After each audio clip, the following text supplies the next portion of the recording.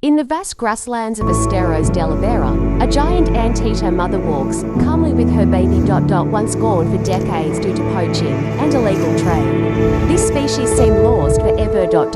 But in 2007, hope returned with Ivoty Porá, the first female anteater to be released back into the wild. Thanks to dedicated conservation efforts. She walked freely across her ancestral land and brought new life. 7 pups born under the open skies of Iberá, marking the revival of a species once nearly extinct.